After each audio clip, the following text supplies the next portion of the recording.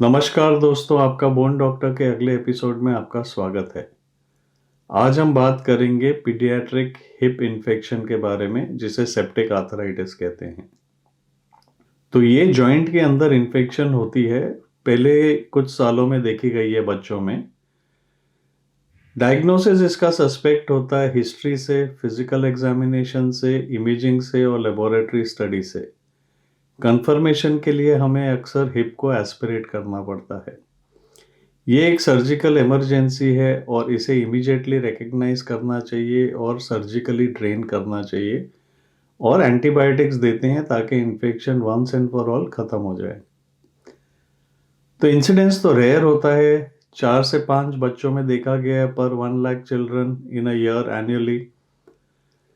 Demographics देखेंगे तो it peaks in the first few years of life. 50% cases less than 2 years old होते हैं, mails में ज़्यादा देखा गया है compare to females.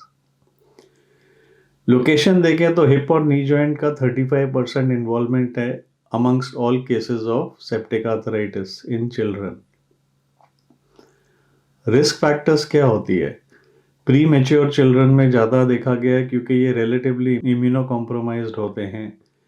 Caesarean section से जो बेबीज आते हैं, ये क्वेरी है अभी भी इसके बारे में। पेशेंट्स ट्रीटेड इन NICU और इन्वेजिव प्रोसीजर अगर बच्चे में किया गया है, जैसे umbilical cord catheterisation, venous catheterisation, तो ये ट्रांजिएंट बैक्टीरियमिया करता है, ब्लड में बैक्टीरिया जाते हैं।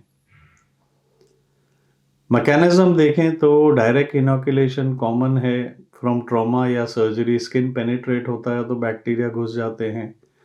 हिमेटोजिनस सीडिंग मीन्स अगर बच्चे को चेस्ट इन्फेक्शन है तो वो बैक्टीरिया ब्लड के द्वारा जॉइंट में जाके सीड हो जाते हैं। 80% केसेस में ये कॉज होता है।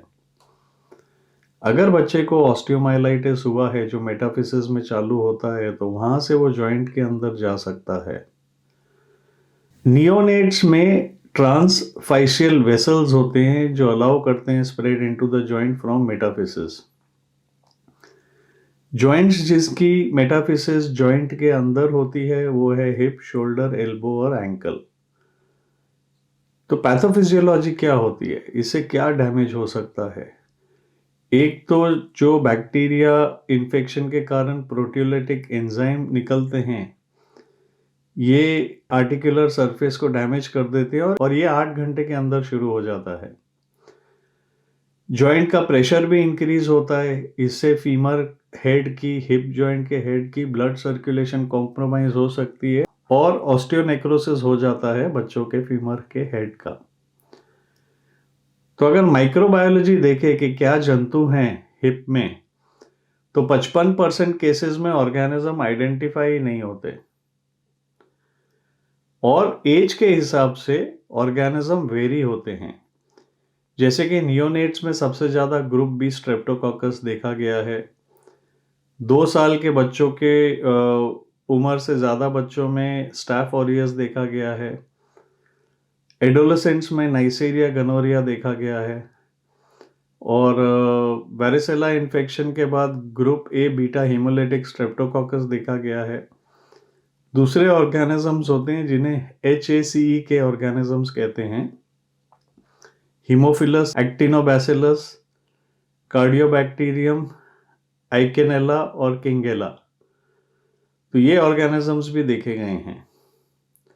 तो प्रेजेंटेशन क्या होती है? प्रेजेंटेशन काफ़ी ड्रामेटिक होती है, बच्चा बहुत पेन में होता है और हिस्ट्री होती है लोकल ट्रॉमा की या इन्फेक्शन की। वैक्सीनेशन की हिस्ट्री लेनी चाहिए, स्पेशली हीमोफिलस इन्फ्लुएंजा की। अगर एंटीबायोटिक्स बच्चे को दिया गया है तो सिम्टम्स मास्क हो जाते हैं। सिम्टम्स क्या होते हैं? एक्यूट ऑनसेट ऑफ पेन होता है, ये बहुत एक्यूट होता है, बच्चा बहुत पेन में होता है और सिस्टमिक सिम्टम्स भी देखे गए हैं, फीवर, चिल्स, टॉक्सिक अपीयरेंस होता है बच्चे का। बच्चा पैर को बिल्कुल हाथ नहीं लगाने देता और हिलाता नहीं। फिजिकल एग्जामिनेशन में टेम्परेचर लेना चाहिए, पल्स लेना चाहिए, टैकीकार्डिया हो सकता है, टेम्परेचर हाई हो सकता है। हिप को लोकलाइज स्वेलिंग होती है, एफ्यूजन मतलब अंदर प्रेशर में पस है, टेंडरनेस और वार्मथ होता है। हिप का मैक्सिमम वॉल्यूम होता है फ्लेक्शन, एबडक्शन और एक्सटर्नल रोटेशन में। तो बच्चा इस पोजीशन में हिप को रखता है, जैसे कि आप इस पिक्चर में देख सकते हो। अगर आप पैसिवली हिप को मूव करना चाहें तो बहुत पेन होती है, बच्चा करने नहीं देता, चिल्लाता है। और अगर बच्चे के हिप को हम लॉग रोल भी करें, जैसे कि काफ में या फुट के यहाँ पकड़ के थोड़ा सा रोल करने की कोशिश करें, तो सीवियर पेन होता है। बच्चों को ये कहते हैं कि सूडो पैरालिसिस है हिप का, वो अनविलिंग होता है टू मूव द जॉइंट। तो एडजेसेंट जॉइंट और स्पाइन एग्जामिन करना चाहिए, देखना चाहिए कि और कोई जगह में इन्वॉल्वमेंट भी है कि नहीं।